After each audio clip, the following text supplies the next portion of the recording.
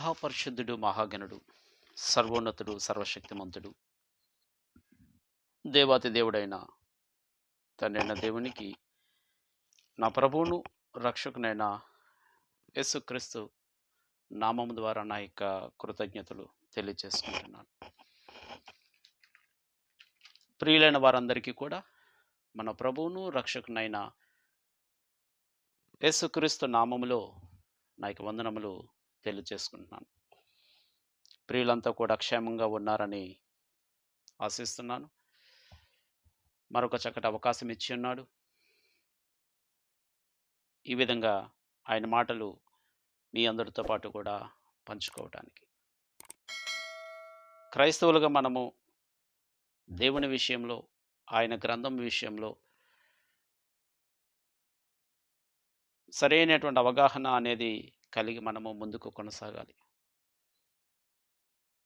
వాక్యం పట్ల అనాలోచనత అనేది ఉండకూడదు. ఏదో మనకు మనసుకు నచ్చింది, మన మదిలోనికి వచ్చిన దాన్ని మనము గ్రంథానికి ఆపాదించకుండా, ఒకవేళ మనము తప్పు చెప్పినప్పటికీ దాన్ని మరలా సరిచేసుకొని మరలా సత్యం వైపు మనం నడవడం అనేది చేయాలి. సో ఈరోజు మీ అందరితో పాటు కూడా నేను పంచుకునేటువంటి మాట ఏంటంటే, మొదటి పేతురు పత్రిక 3వ అధ్యాయము 19-20 వచనాలు. దేవుని దీర్ఘశాంతము ఇంకా కనిపెట్టుచుండినప్పుడు పూర్వము నోవాహు దినములలో వాడు సిద్ధపరచుచుండగా అవిధేయులైన వారి యొద్దకు, అనగా చెరలో ఉన్న వారి యొద్దకు, ఆత్మల యొద్దకు ఆయన ఆత్మరూపిగానే వెళ్ళి వారికి ప్రకటించెను. ఆ ఓడలో కొందరు, అనగా 8 మంది నీటి ద్వారా రక్షణ పొందిరి. ఈ మాట మీద, ఈ మాటలను అంటే ఇక్కడ మనకు ప్రాముఖ్యంగా నోవాహు దినములలో ఓడ సిద్ధపరచుచుండగా అవిధేయులైన వారి యొద్దకు, అనగా చెరలో ఉన్న ఆత్మల యొద్దకు ఆయన ఆత్మరూపిగా వెళ్ళి ప్రకటించాను. ఆయన అన్నప్పుడు ఇక్కడ ఖచ్చితంగా మనము యేసుక్రీస్తుని చూస్తాం. అంటే నోవాహు కాలమందు పాపంలో ఉన్న వారి యొద్దకు యేసుక్రీస్తు వారు ఆత్మరూపిగా వెళ్ళి ఆయన సువార్త ప్రకటించారు అని మనకి ఇక్కడున్న మాటలను బట్టి మనకు అర్థమవుతుంది. అంటే పాత నిబంధనలు యేసుక్రీస్తు వారు సువార్త ప్రకటించారు నోవాహు దినముల్లో అనేటువంటి విషయాన్ని మనం ఇక్కడ ఈ మాటలు బట్టి చూస్తుంటాం. అయితే అక్కడ యేసుక్రీస్తు వారు పాత నిబంధన కాలమందు వెళ్ళి ఆయన చెరలో ఉన్న వారికి సువార్త ప్రకటించారా లేదా అనేది ఈ వచనాన్ని బట్టి మనము నిర్ధారించడం అనేది కాకుండా, అందుకు సంబంధించినటువంటి వచనాలు అనేవి. ఎందుకంటే సత్యాన్ని మనము సరిగా విభజన చేయడం అనేది కావాలి. అంటే ఆత్మ సంబంధమైన సంగతులతో పోల్చి మనము సత్యాన్ని ప్రకటించాలి. ఒక వచనాన్ని అక్కడున్న దాని ప్రకారం మనం చెప్పే సందర్భం ఉంటుంది. మరొక వచనాన్ని అక్కడున్న సందర్భాన్ని బట్టి చెప్పాలి అంటే అందుకు సంబంధించిన మరికొన్ని వచనాలు అనేవి మనము సేకరించాలి. అంటే ఉన్న వచనాన్ని బట్టి మాట్లాడడం, అక్కడున్న వచనాన్ని బట్టి మనము చెప్పింది ఒకటైతే, కొన్ని సందర్భాల్లో అక్కడున్న వచనాన్ని బట్టి మాట్లాడాలి అంటే మరికొన్ని వచనాలు మనము సేకరించాలి. మరికొన్ని వచనాలు మనము సేకరించి సత్యాన్ని చెప్పడం అనేది చేయాలి. ఇక్కడ అవిధేయులైన వారి యొద్దకు, అనగా చెరలో ఉన్న వారి యొద్దకు అంటే ఏంటి? పాపంలో ఉన్న వారి యొద్దకు. ఇప్పుడు నోవాహు కాలమందు ప్రజలంతా కూడా ఏ విధంగా ఉన్నారు అనేది మనము ఆదికాండము 6వ అధ్యాయం చదివితే, అక్కడ నరులు భూమి మీద విస్తరింపనారంభించిన తర్వాత కుమార్తెలు వారికి పుట్టినప్పుడు దేవుని కుమారులు నరుల కుమార్తెలు చక్కని వారిని చూచి వారందరిలో తమకు మనసు నచ్చిన స్త్రీలను వివాహం చేసుకొనిరి. అప్పుడు యెహోవా, నా ఆత్మ నరులతో ఎల్లప్పుడూ వాదించదు, వారు తమ అక్రమ విషయములలో నరమాత్రులై ఉన్నారు. అంటే అక్కడ చెడిపోయినటువంటి విధానం అనేది, మనుషులు చెడిపోయినటువంటి దేవుని కుమారులు నరుల కుమార్తెలను వివాహం చేసుకున్న సందర్భం అంటే ఒక క్రమం అనేది లేకుండా విచ్చలవిడితనం అనేది అక్కడ మనకు కనబడుతుంది. ఇదే మనకు యేసుక్రీస్తు వారు కూడా ఆయన రాకడ సమయాన్ని ఉద్దేశిస్తూ కూడా ఇదే మాట మనకు మత్తయి సువార్తలో, లూకా సువార్తలో, మార్కు సువార్తలో కూడా ప్రస్తావించడం అనేది జరిగింది. సో, ఒక సందర్భాన్ని మనం చూద్దాం. మత్తయి సువార్తలో మాట్లాడుతూ యేసుక్రీస్తు వారు ఆయన ఏం చెప్పారంటే,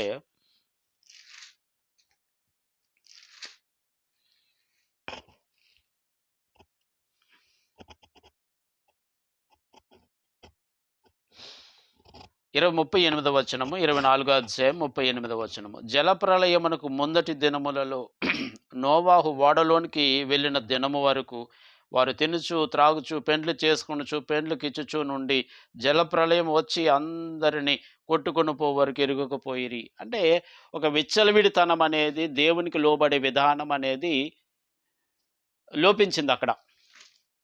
నోవాహు దినాల్లో అది లోపించింది. కనుకనే దేవుడు గూడా నోవాహును ఉద్దేశిస్తూ ఆయన చెప్పిన మాటేంటంటే, అయితే నోవాహు యెహోవా దృష్టి యందు కృప పొందినవాడాయెను. 6వ అధ్యాయము 8వ వచనము. నోవాహు దేవుడు 7వ అధ్యాయము 1వ వచనం చూస్తే, యెహోవా ఈ తరము వారిలో నీవే నా ఎదుట నీతిమంతుడివై యుండుట చూచితిని గనుక నీవును నీ ఇంటి వారును వాడిలో ప్రవేశించిడి. అంటే ఇంగా ఆ కాలమందు ఆ ప్రజలలో నీతిమంతుడిగా ఉన్నటువంటి వ్యక్తి ఎవరు అంటే నోవాహు మాత్రమే. మిగతా వారందరూ కూడా ఒక విచ్చలవిడితనము, ఒక విలాసవంతమైన విధానము ఇదంతా గూడా అక్కడ మనకు కనబడుతుంది. అంటే దేవునికి విధేయత లేకుండా, దేవుడంటే భయం లేకుండా వారు జీవించిన విధానాన్ని బట్టి. నరుల కుమార్తెలు దేవుని కుమారులను వివాహం చేసుకోవడం, ఒక క్రమం అనేది లేకుండా ఆహ్, సాతాను సంబంధమైన క్రియలతో వారంతా కూడా కట్టుబడి ఉండడం అనేది జరిగింది కాబట్టి, అక్కడ ఆ సందర్భాన్ని బట్టి మాట్లాడుతూ, ఆ సందర్భంలో యేసుక్రీస్తు వచ్చి సువార్త ప్రకటించాడు వారికి అని పేతురు గూడా వ్రాయడం అనేది చేశారు. ఏంటి? అక్కడున్నటువంటి ఆ యొక్క కాలం ముందు యేసుక్రీస్తు వారొచ్చి వారు యేసుక్రీస్తు వారు ఆ చెరలో ఉన్న వారికి సువార్త ప్రకటించారు అనేటువంటి మాట అక్కడ చెప్పడం జరిగింది. ఇది మనము నిర్ధారించేటప్పుడు యేసుక్రీస్తు వారు పాత నిబంధనలో చెరలో ఉన్న వారి యొద్దకు వెళ్లి సువార్త ప్రకటించారు. అంటే యేసుక్రీస్తు వారు పాత నిబంధనలో ఆ కాలమందు వెళ్లారు అనేది మనం చెప్పాలి అని అనుకున్నప్పుడు, మొదట మరికొన్ని వచనాలనేవి మనం ఆలోచన చేయాలి. మరికొన్ని వచనాలు అంటే పాత నిబంధనలో యేసుక్రీస్తు ప్రత్యక్షమయ్యాడా? ప్రత్యక్షమవ్వడం అంటే నేరుగా మాట్లాడడం గాని, కనిపించడం గాని చేశాడా?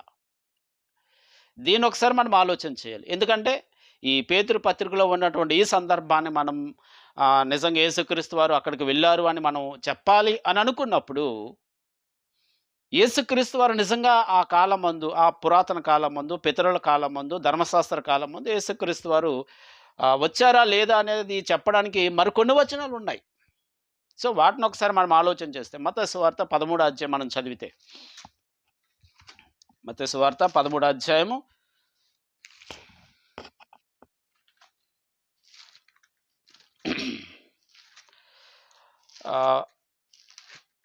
16, 17 వచనాలు మనకక్కడ యేసుక్రీస్తు వారు శిష్యులతో మాట్లాడుతూ మత్తయి సువార్త 13వ అధ్యాయము 16, 17 వచనాలు. అనేక ప్రవక్తలను, నీతిమంతులను గుర్తుపెట్టుకోవాలి. అనేక ప్రవక్తలను, నీతిమంతులను మీరు చూచిన వాటిని చూడగోరియో చూడకపోయిరి, మీరు విని వాటిని వినగోరియు వినకపోయిరని మీతో నిశ్చయంగా చెప్పుచున్నాను. అనేక మంది ప్రవక్తలను, నీతిమంతులను మీరు చూచి వాటిని చూడగోరియు చూడకపోయిరి, మీరు విని వాటిని వినగోరియు వినకపోయిరని మీతో నిశ్చయంగా చెప్పుచున్నాను. అంటే ఏం మాట్లాడుతున్నారు అక్కడ ఆయన? 16వ వచనం చదివితే, అయితే మీ కన్నులు చూచుచున్నవి గనుక అవి ధన్యములైనవి, మీ చెవులు వినుచున్నవి గనుక అవి ధన్యములైనవి. మీ కన్నులు చూచుచున్నవి గనుక అవి ధన్యములైనవి, మీ చెవులు వినుచున్నవి గనుక అవి ధన్యములైనవి అని చెప్పి కింద ఏమంటున్నాడు? ప్రవక్తలను, నీతిమంతులను ఇవి చూడాలనుకున్నారు, చూడలేకపోయారు. వినాలనుకున్నారు, వినలేకపోయారు అనేటువంటి మాట అక్కడ యేసుక్రీస్తు వారు చెబుతున్నారు. అంటే ఏంటి ఇక్కడ మనకు ఈ మాటలు బట్టి ఏమర్థమవుతుంది? నేను మీకు కనిపిస్తున్నాను, నా మాట మీరు వింటున్నారు. కాబట్టి మీరు ధన్యులు అన్నాడు. ఎవరిని? అక్కడున్నటువంటి శిష్యులను ఉద్దేశిస్తూ. నేను మీకు కనిపిస్తున్నాను, నా మాట మీరు వింటున్నారు కాబట్టి మీరు ధన్యులు. కానీ పూర్వకాలమందు ప్రవక్తలు నన్ను చూడలేదు, నా మాట నన్ను చూడాలనుకున్నారు, చూడలేదు. నా మాట వినాలనుకున్నారు, వినలేదు. అంటే దాని అర్థం అక్కడ ఆయన మాట్లాడలేదు, ఆయన కనిపించలేదు అనేటువంటి విషయాన్ని యేసుక్రీస్తు వారు చాలా క్లియర్‌గా మాట్లాడారు. First point. యేసుక్రీస్తు వారు చాలా క్లియర్‌గా మాట్లాడారు. నేను ఆ కాలమందు ఎవరికీ కనిపించలేదు, ఎవరితో మాట్లాడలేదు. అదేవిధంగా యోహాను సువార్త 5వ అధ్యాయం మనం చదివితే, యోహాను సువార్త 5వ అధ్యాయం 17వ వచనంలో అక్కడ యేసుక్రీస్తు వారు మాట్లాడుతూ ఏమంటున్నారంటే, అయితే యేసు, నా తండ్రి ఇదివరకు పని చేయుచున్నాడు, నేనును చేయుచున్నానని వారికి ఉత్తరం ఇచ్చెను. నా తండ్రి ఇదివరకు పని చేయుచున్నాడు, నేనును చేయుచున్నాను అని వారికి ఉత్తరం ఇచ్చాను. నా తండ్రి ఇదివరకు పని చేయుచున్నాను అంటే అర్థము పితరుల కాలము, ధర్మశాస్త్ర కాలము, ప్రవక్తల కాలము, మొత్తం ఆ పురాతన కాలమంతా, ఆ పితరుల కాలమంతా, ఆ పూర్వకాలమంతా కూడా నా తండ్రి చేశాడు. అంటే దాని అర్థం ఏంటి? ఆ కాలమందు నా తండ్రి చేశాడు, ఇప్పుడు నేను చేస్తున్నాను. అంటే నేను ఆ కాలమందు చేయలేదు. ఆ కాలమందు నేను చేయలేదు. తండ్రి మాత్రమే పని చేసుకుంటూ వచ్చాడు తన ప్రవక్తల ద్వారా. హెబ్రీ పత్రిక 1వ అధ్యాయం మనం చదివితే, హెబ్రీ పత్రిక 1వ అధ్యాయము 1వ వచనం, 2వ వచనం మనం చదివితే మనకు అక్కడ పూర్వకాలమందు నానా సమయముల్లోనూ నానా విధములుగాను, పూర్వకాలమందు నానా సమయముల్లోనూ నానా విధములుగాను ప్రవక్తల ద్వారా మన పితరులతో మాట్లాడిన దేవుడు.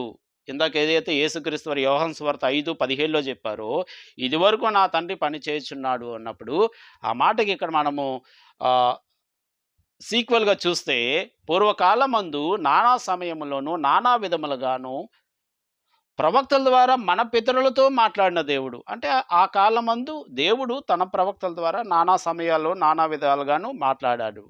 దినముల అంతమందు, ఈ దినముల అంతమందు కుమారుని ద్వారా మాట్లాడాను, నేనును చేయుచున్నాను. అంటే ఏంటి? క్రీస్తు కాలం. దినముల అంతమందు నేను తన కుమారుని ద్వారా మాట్లాడాను అనేటువంటి మాట ఇక్కడ మనకు కనబడుతుంది. అంటే ఏంటి? పితరుల కాలమందు, పాత నిబంధన కాలమందు దేవుడు పనిచేశాడు. క్రీస్తు కాలమందు కుమారుడు, అంటే ఆ క్రీస్తు కాలమందు క్రీస్తు ద్వారా దేవుడు మాట్లాడాడు అనేటువంటి విషయాన్ని చాలా క్లియర్‌గా మనకిక్కడ కనబడుతుంది. చాలా స్పష్టంగా మనకు కనబడుతుంది. కనుకనే మనం ఇంకో మాట చూసుకున్నట్లయితే హెబ్రీ పత్రిక 11వ అధ్యాయం మనం 13వ వచనం చదివితే, వీరందరూ ఆ వాగ్దాన ఫలము అనుభవింపకపోయినను దూరము నుండి చూచి వందనము చేసి, వీరందరూ ఆ వాగ్దాన ఫలం అనుభవింపకపోయినను అంటే ఏంటి? ఆ వాగ్దానం అనేది క్రీస్తునందు మనకి ఇచ్చినటువంటి నిత్య జీవం అనేటువంటిది, ఆ పరలోక ప్రాప్తం అనేది వీళ్ళందరూ కూడా ఏంటంటే పొందకపోయారు. అదే యేసుక్రీస్తు వారు అక్కడ అన్నారు, మీరు చూచు కన్నులు ధన్యమైనవి, మీరు విన్న చెవులు ధన్యములైనవి అని చెప్పాడు. అంటే దాని అర్థం ఏంటంటే, వారు ఆ కాలమందు యేసుక్రీస్తు స్వరము కానీ, యేసుక్రీస్తును చూడటం కానీ చేయలేదు. కేవలము దాన్ని చూసి వందనం చేసి, ఈ భూమి మీద మనము యాత్రికులము అని చెప్పడం అనేది జరిగింది. ఈ భూమి మీద మనము యాత్రికులము అనేటువంటి మాట మనకు ఇక్కడ చూడగలం. సో అంటే మనకేమర్థమవుతుంది ఇక్కడ? పాత నిబంధన కాలం మంది యేసుక్రీస్తు వారు ఎవరితో మాట్లాడలేదు, ఎవరిని చూడలేదు, ఎవరికి కనిపించలేదు అనేటువంటి విషయం తేటతెల్లమైపోయింది ఈ వచనాల ద్వారా. ఈ వచనాల ద్వారా ఆ విషయం తేటతెల్లమైంది. ఏంటి? యేసుక్రీస్తు వారు ఎవరికి కనిపించలేదు, ఎవరిని చూడలేదు అనేటువంటి విషయం. మరి అక్కడ పేతురు గారు చెప్పినటువంటి మాట, అవిధేయులైన వారి యొద్దకు, అనగా చెరలో ఉన్న వారి యొద్దకు ఆత్మరూపిగా వెళ్ళి ప్రకటించెను అనేటువంటి మాటలో ఉన్నటువంటి ఆంతర్యం ఏంటి? యేసుక్రీస్తు వారు వెళ్ళి ప్రకటించారా? యేసుక్రీస్తు వారు వెళ్ళి ఆ కాలమందు ప్రకటించారా? సో యేసుక్రీస్తు వారు విషయంలో ఏదైనా సరే జరుగుతుంది అంటే ఖచ్చితంగా దానికి సంబంధించిన సమాచారం అనేది దేవుడు ఇస్తాడు. అంటే ఆయన ఎన్నిసార్లు వచ్చాడు, ఎన్నిసార్లు వెళ్ళాడు, ఈ విషయంలో చాలా క్లియర్‌గా దేవుడు మాట్లాడాడు. దేవుడు తన భక్తుల ద్వారా మాట్లాడించాడు. ఎంత క్లియర్‌గా అంటే ఆయన వచ్చేటువంటి సందర్భాన్ని వెళ్ళే సందర్భాన్ని, మరలా వచ్చే సందర్భాన్ని ఆయన ఎప్పుడొస్తాడు, ఎప్పుడు వెళ్తాడు అనేటువంటి విషయాల్లో తండ్రి చాలా క్లియర్‌గా. ఎందుకంటే యేసుక్రీస్తు ఒక సాధారణమైనటువంటి వ్యక్తి కాదు. సమాచారం పూర్తిగా ఇవ్వకుండా వదిలేయడానికి. ఒక సాధారణమైన వ్యక్తి విషయంలో అయితే ఎన్ని సార్లు వెళ్ళాడు, ఎన్ని సార్లు వచ్చాడు అనే దానికి మనకు సమాచారం లేదు గానీ, యేసుక్రీస్తు విషయంలో ఆయన ఎన్ని సార్లు వస్తాడు, ఎన్ని సార్లు వెళ్తాడు అనే దానికి చాలా క్లియర్‌గా బైబిల్ అనేది సమాధానం ఇచ్చింది. ఒకసారి మనం చూస్తే హెబ్రీ పత్రిక 9వ అధ్యాయం మనం చదివితే అక్కడ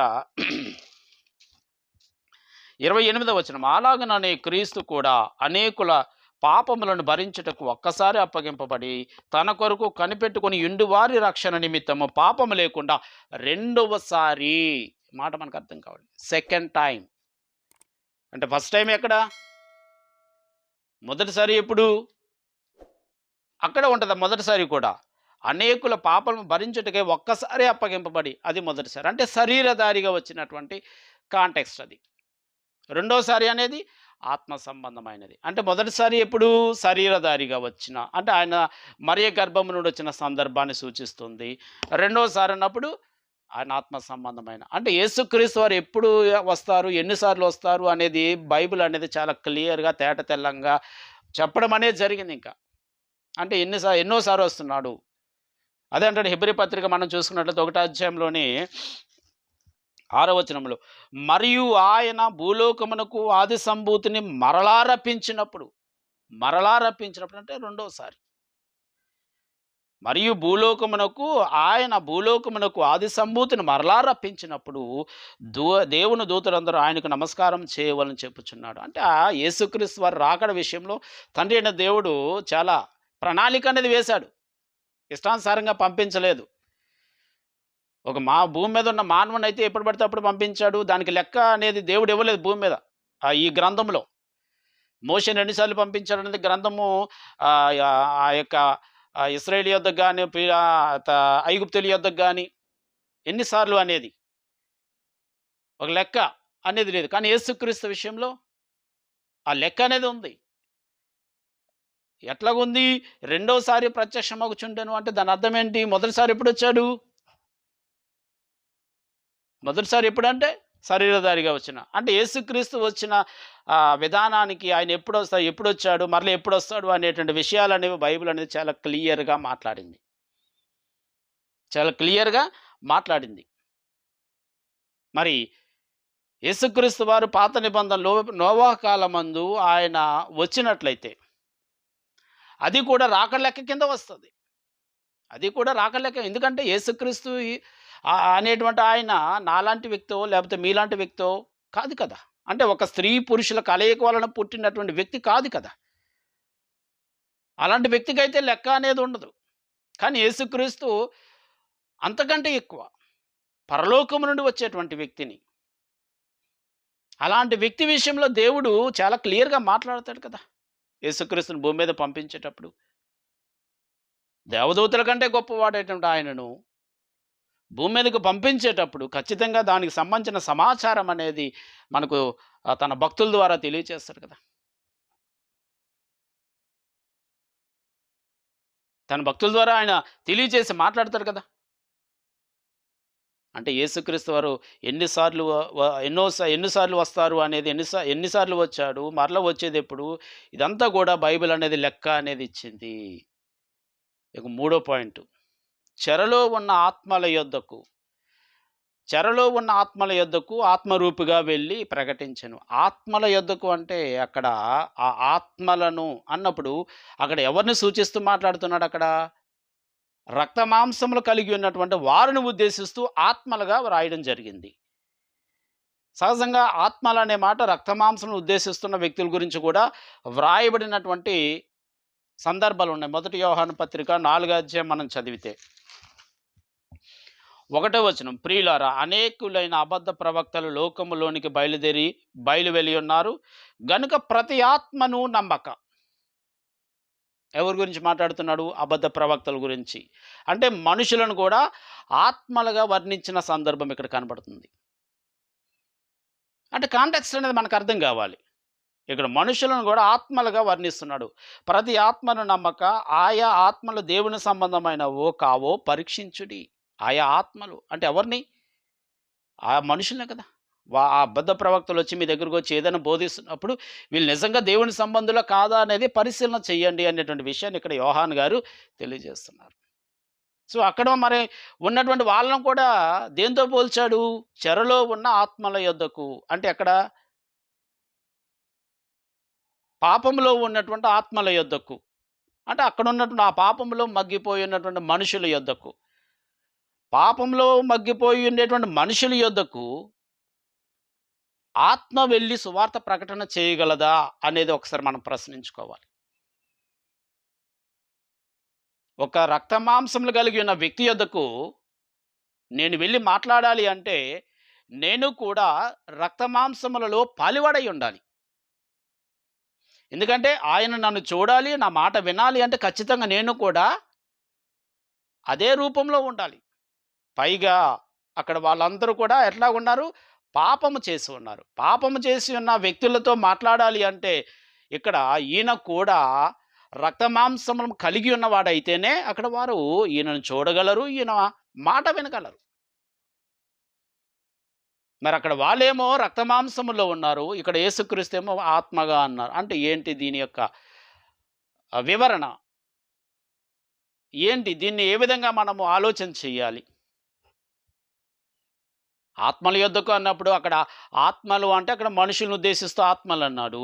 ఇక్కడ ఆత్మ అన్నప్పుడు మరి ఇక్కడ కూడా మనిషి రూపాన్ని బట్టే మనం ఆలోచన చేయాలి గానీ, ఆత్మ అంటే ఇక్కడ రక్తమాంసము లేనటువంటి అర్థాన్ని తీసుకురాకూడదు కదా! అర్థాన్ని తీసుకురాకూడదు కదా! అక్కడ వాళ్ళు ఏ విధంగా ఉన్నారో, ఇక్కడ ఈయన కూడా అదే విధంగా ఉండాలి. సో, అప్పుడు యేసుక్రీస్తు మొదటిసారి శరీరధారిగా పాత నిబంధనలో వచ్చాడు అని మనం చెప్పగలమా? నోవహు కాలమందు యేసుక్రీస్తు శరీరధారిగా పాత నిబంధనలో వచ్చి సువార్త ప్రకటించారు అని చెప్పగలమా? ఒకవేళ అదే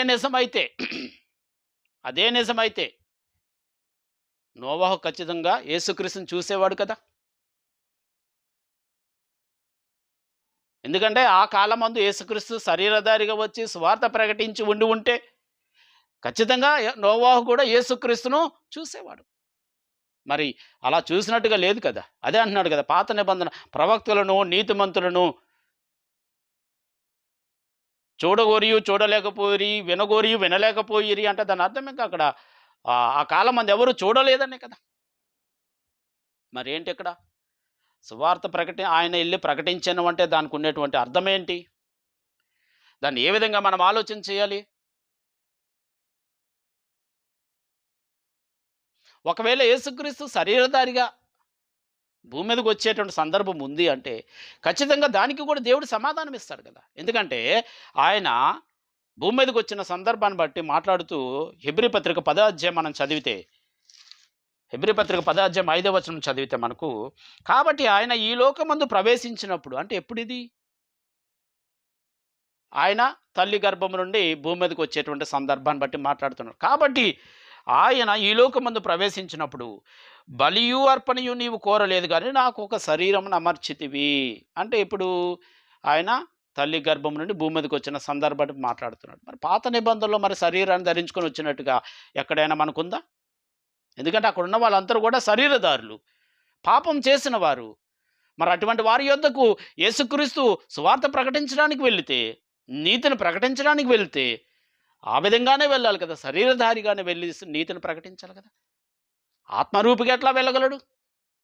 ఆత్మరూపిగా వెళ్ళాలి అంటే ఖచ్చితంగా దానికి ఏం కావాలి? శరీరం అనేది కావాలి. అబ్రహాము దగ్గరకు ఆహ్, ఆదికాండం 18వ అధ్యాయం ముగ్గురు మనుషులొచ్చారు. వాళ్ళెవరు? పరలోకం నుండి వచ్చిన వారు. ఏ రూపంలో వచ్చారు? మానవ రూపంలో వచ్చారు. అంటే మానవుడిని దర్శించాలి, మానవుని చూడాలి, మానవుడు వారిని చూడాలి అంటే వీరు కూడా మానవ రూపాల్లో ఉండాలి. ఆత్మ రూపాల్లో ఉంటే కనిపించే ప్రసక్తి ఉండదు కదా! అందుకే కదా యేసుక్రీస్తు వారు వారి యొద్దకొచ్చినప్పుడు వారు భయపడతారు. ఇది భూతమా ఏంటని స్వరము విని, నేను భూతాన్ని కాదయ్యా, భూతానికి రక్తము ఎముకలు ఉండవు, మాంసము ఎముకలు ఉండవు. సో, అంటే పాత నిబంధన కాలమందు యేసుక్రీస్తు శరీరధారిగా వచ్చే ఉంటే ఖచ్చితంగా మరి దాని సమాచారం అనేది బైబిల్ మనకిస్తాడు కదా! మరి ఇక్కడ ఈ విధంగా ఇచ్చినట్టుగా. ఎందుకంటే ఆయన మొదటిసారిగా శరీరధారిగా వచ్చిన సందర్భాన్ని బట్టి ఇక్కడ మాట్లాడుతున్నాడు. మరి పాత నిబంధనలో వచ్చినట్టుగా ఉంటే ఖచ్చితంగా మాట్లాడేవాడు కదా! మరక్కడ ప్రకటించెను అంటే ఏంటి అర్థము? ఏంటి అర్థం? అక్కడ ప్రకటించెను అంటే ఏమిటి అర్థం? అంటే నోవహు కాలమందు క్రీస్తు ప్రత్యక్షత ఉందా? లేదా? అంటే ఖచ్చితంగా ఉంది. నోవహు కాలమందు క్రీస్తు ప్రత్యక్షత అనేది ఖచ్చితంగా ఉంది. అయితే ఏ విధంగా ఉంది? ఇది మనకు అర్థం కావాలి. రెండో పేతురు పత్రిక రెండో అధ్యాయం మనం చదివితే, రెండో పేతురు పత్రిక రెండో అధ్యాయం మనం చదివితే, రెండో అధ్యాయం 5వ వచనం. మరియు ఆయన పూర్వకాలమందున లోకమును విడిచిపెట్టగా భక్తిహీనుల సమూహం మీదకి జలప్రలయం రప్పించినప్పుడు నీతిని ప్రకటించిన నోవాహును. నీతిని ప్రకటించిన నోవాహును. అంటే ఆ కాలమందు నీతిని ప్రకటించింది ఎవరండి? నోవాహు ప్రకటించారు నీతి. నీతిని ప్రకటించిన నోవాహును మరి 7గురిని కాపాడాను. అంటే నోవాహు కాలమందు ఆ జలప్రలయం రాకముందు వారు విచ్చలవిడిగా జీవిస్తున్న కాలమందు వారికి నీతిని ప్రకటించిన వ్యక్తి ఎవరంటే నోవాహు. కనుక అంటాడు యెహోవా కూడా 7వ అధ్యాయంలో ఈ యొక్క తరములో నోవాహు అంటే నీతిమంతుడు లేడు అనేటువంటి విషయాన్ని అక్కడ ఆయన తెలియజేస్తాడు. ఎందుకంటే ఆయన నీతిని ప్రకటించి దేవునికి ఇష్టడుగా యథార్థమైన వాడిగా జీవించాడు కాబట్టి. ఈ నీతిని ప్రకటించినటువంటి ఈయన ఆ నీతిలో క్రీస్తున్నాడు. ఆ నీతిలో క్రీస్తున్నాడు. ఎందుకంటే సంకల్పం ప్రకారమే దేవుడు సమస్తాన్ని చేసుకుంటూ వచ్చాడు.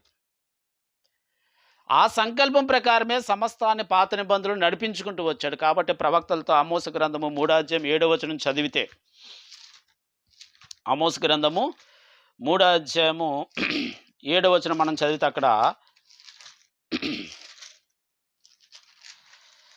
తన సేవకులైన ప్రవక్తలకు తాను సంకల్పించిన దానిని బయలుపరచకుండా ప్రభువైన యెహోవా ఏమీయూ చేయడు. తన సేవకులైన ప్రవక్తలకు తాను సంకల్పించిన దానిని బయలుపరచకుండా ప్రభువైన యెహోవా ఏమీ చేయడు. అంటే ఏంటంటే ఏదైతే అనాది సంకల్పం ముందు దేవుడు చేశాడో దానిని తన ప్రవక్తలకు ఎట్లా తెలియపరిచాడు? డైరెక్ట్‌గా తెలియపరచలే. డైరెక్ట్‌గా దేవుడు తన ప్రవక్తలకు సంకల్పాన్ని తెలియపరచలేదు. ఎందుకంటే మనకు అపోస్తలుల ఎఫెసీ పత్రికలో మనం చూసుకున్నట్లయితే అక్కడ పౌలు గారు మాట్లాడుతూ ఎఫెసీలకు తెలియజేస్తూ 3వ అధ్యాయం మనం చదివితే, ఎఫెసీ పత్రిక 3వ అధ్యాయము 4 నుంచి మనం చూసుకున్నట్లయితే, మీరు దానిని చదివిన యెడల దానిని బట్టి క్రీస్తు మర్మమును గూర్చి నాకు కలిగిన జ్ఞానము గ్రహించుకొనగలరు. ఈ మర్మం ఇప్పుడు ఆత్మ మూలముగా దేవుని పరిశుద్ధులకు అపోస్తులకును ప్రవక్తలకును బయలుపరచబడినట్టుగా పూర్వకాలమందు మనుషులకు తెలియపరచబడలేదు. అంటే ఈ సంకల్పం ఏదైతే దేవుడు అనాది కాలమందు చేసుకున్నాడో దీనిని ప్రవక్తలకు ఆ కాలమందు నీతిమంతులకు కానీ ప్రవక్తలకు కానీ, అంటే దేవునికి విధేయులై దేవుని సువార్త చేసేటువంటి వారు ఎవరికి కూడా పూర్తిగా తెలియపరచలేదు. ఒక ఛాయ మాత్రమే వారికి తెలియపరుస్తూ నడిపించుకుంటూ వచ్చాడు. ఒక ఛాయ అంటే వారికి ఎంత సమాచారం ఇవ్వాలో అంత సమాచారం ఇస్తూనే వారందరిని కూడా నడిపించుకుంటూ వచ్చాడు.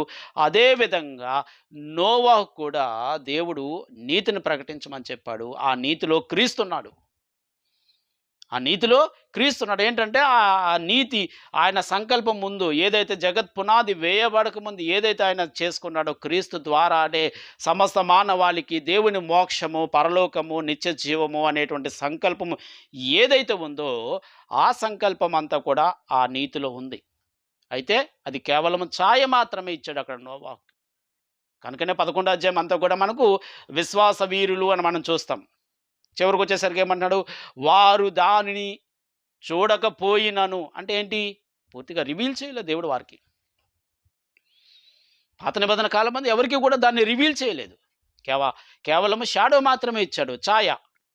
దాన్ని ప్రకటించుకుంటూనే వారందరినీ కూడా నడిపించుకుంటూ వచ్చాడు క్రీస్తు వైపుకు. గలతీ పత్రిక మనం చదివితే ధర్మశాస్త్రము ఇచ్చి, ఈ ధర్మశాస్త్రం అనేది క్రీస్తు యొద్దకు నడిపించడానికి పెద్ద బాల శిక్ష అయ్యెను అనే మాట ఉంటదక్కడ. సో, అంటే అక్కడ పాత నిబంధన కాలమందు దేవుడు నోవాహుకు నీతి ప్రకటించేటప్పుడు, ఆ నోవాహుకు ఎంతైతే అవసరమో అంత ఇచ్చాడు. అందులో క్రీస్తున్నాడు. అందులో క్రీస్తున్నాడు. కాబట్టి మనము చదివేటప్పుడు లూకా సువార్త 3వ అధ్యాయం మనం చదివేటప్పుడు అక్కడ మొత్తం ఆదాము మొదలుకొని యేసుక్రీస్తు వరకు కూడా సిస్టమ్ అంతా ఇచ్చేస్తాడు. ఎందుకని? ఈ యేసుక్రీస్తు ద్వారా వీరందరికీ కూడా రక్షణ.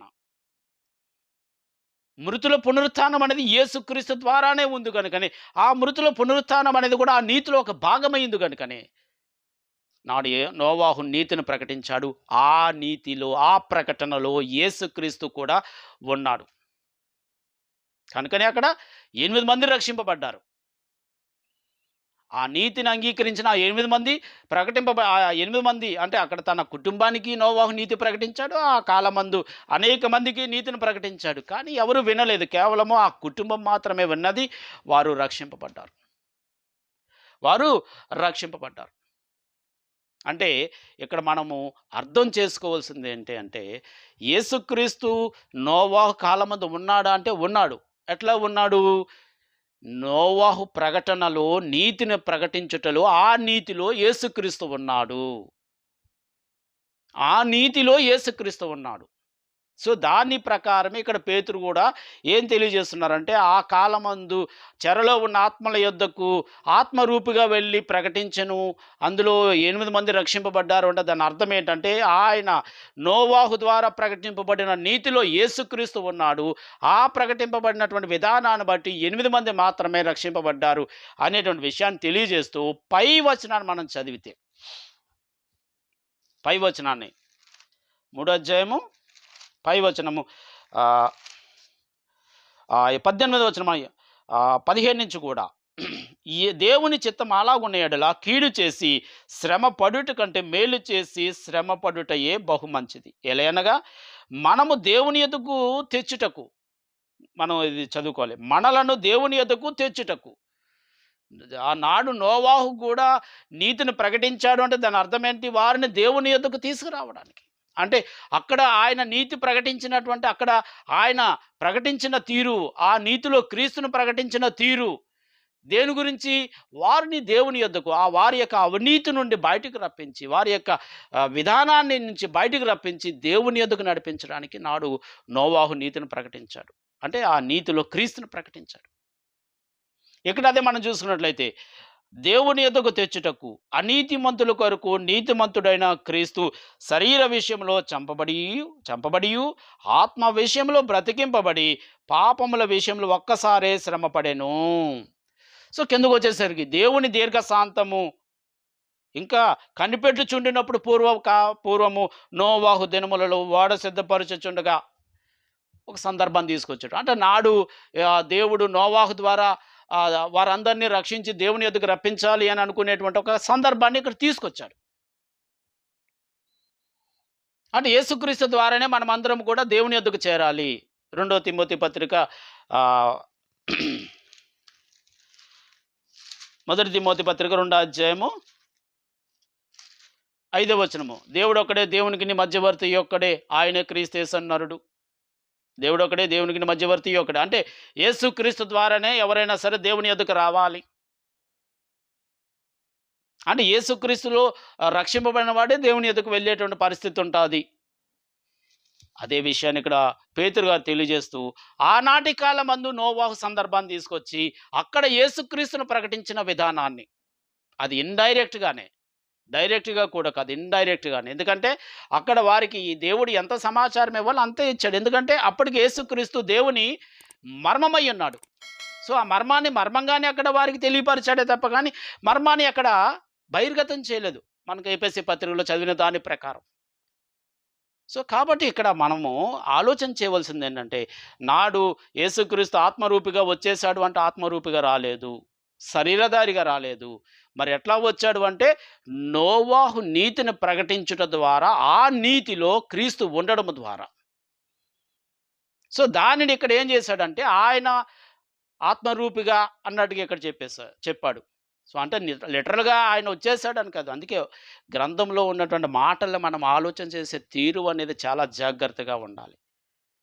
ఎలాంటి మాటలు ఏ విధంగా మనము వాటిని తీసుకోవాలి.